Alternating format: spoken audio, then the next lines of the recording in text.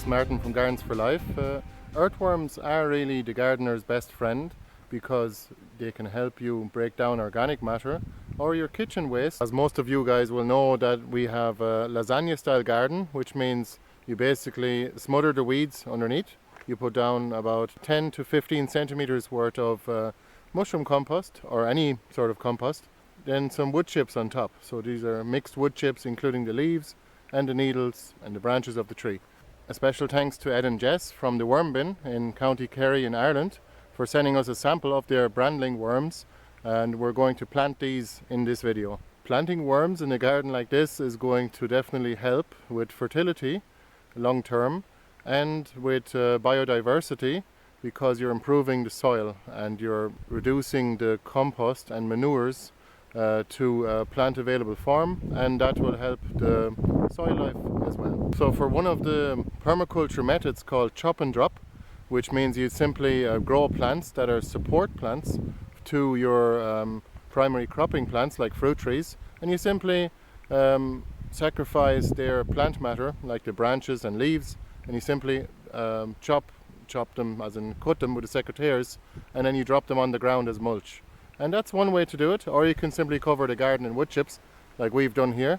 You can use the same method for hugelkultur beds, and that's why planting worms in these types of permaculture systems, including the hugelkultur bed, would actually increase fertility exponentially, even in the first few months and in the first year. Year after year, the fertility always improves when you cover the soil, especially with a thick layer of mulch. So there's different types of worms, and one worm that we're going to use in our permaculture gardening systems is the brandling worm. It's also known as the tiger worm because it has a dark red color with yellow stripes, and it is smaller than the ordinary earthworm, and it stays in the surface area, the surface layers of the soil, and it eats dead organic matter, manures and compost. It even improves what compost you already put on the surface, especially with no-dig methods such as Charles Dowding's. Worms definitely help to increase fertility for your vegetables, and you do need to have high fertility if you're going to remove vegetables from the garden, and you do have to reintroduce a bit of fertility too then in that case.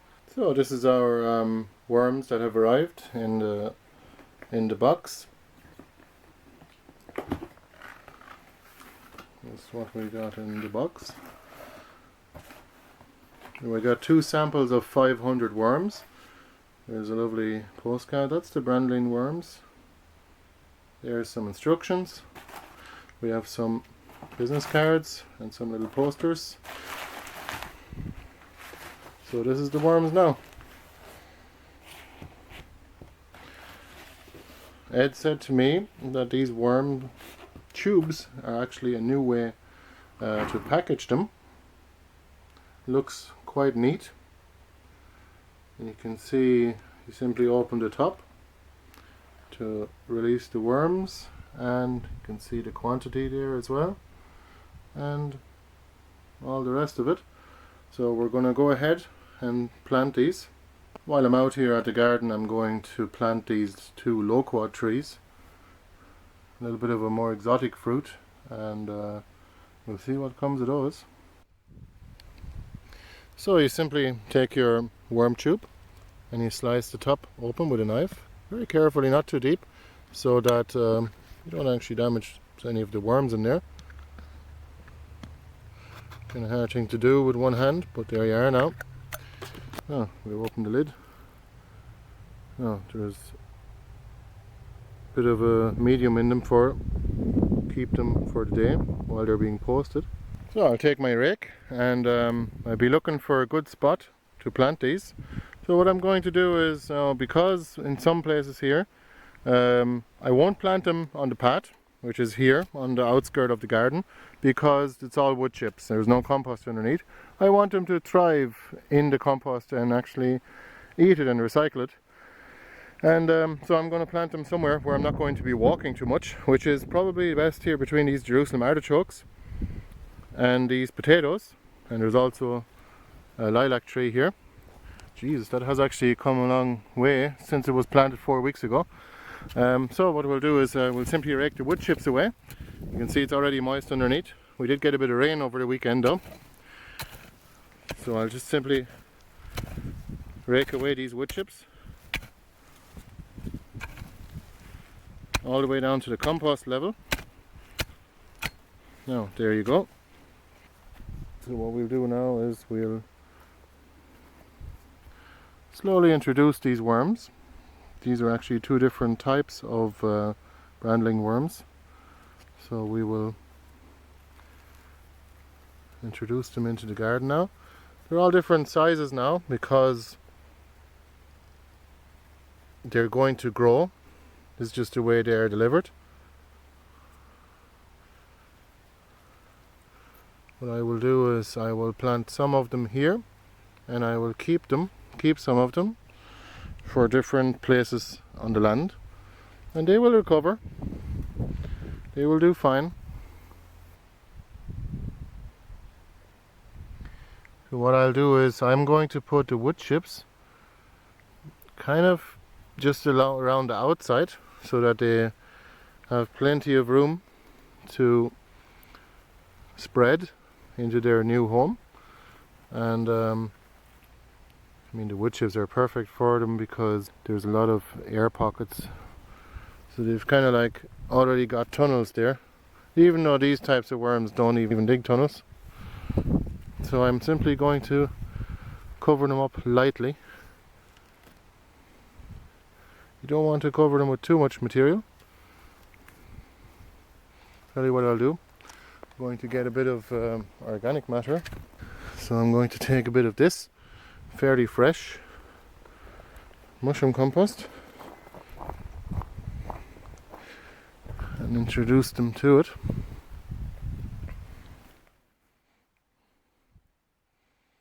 Just make sure we cover them just lightly so that the birds don't see them.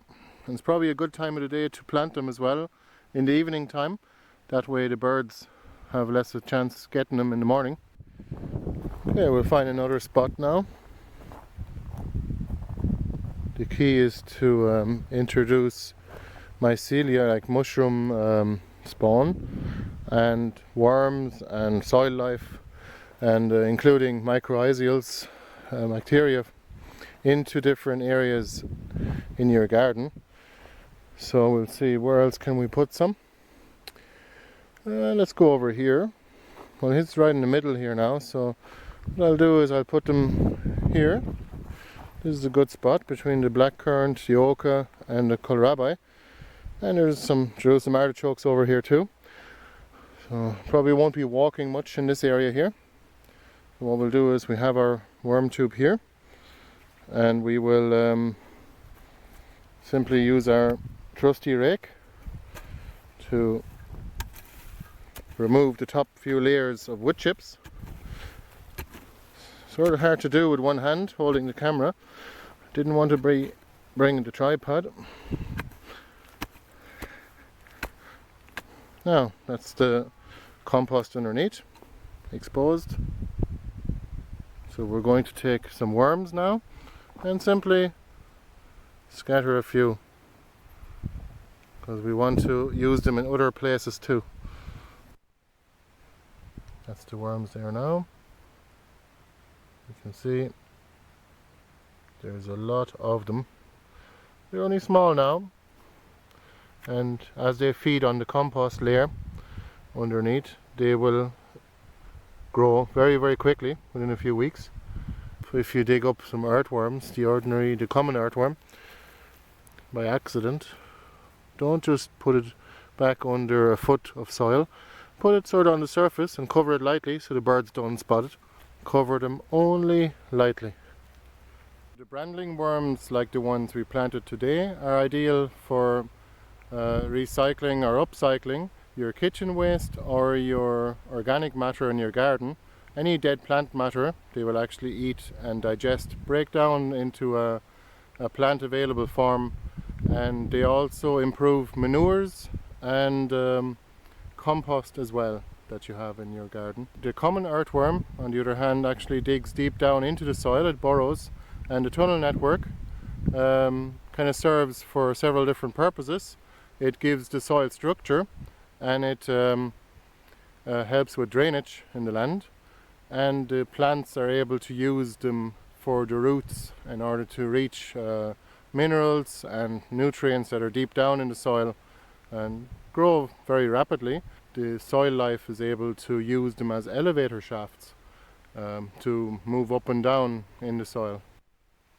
So I've prepared a bucket here now to put the other tube of worms in, because we're not ready to put them in our compost pile, because we have turned it into a big hugelkultur bed, and we're going to put more organic matter on before we introduce the worms. So we're going to put these into a bucket for the moment with some mushroom compost and some leaves like willow and some clover as well. So for the moment they'll be very happy in here. I've even watered it, and we're not going to leave it in direct sunlight, of course.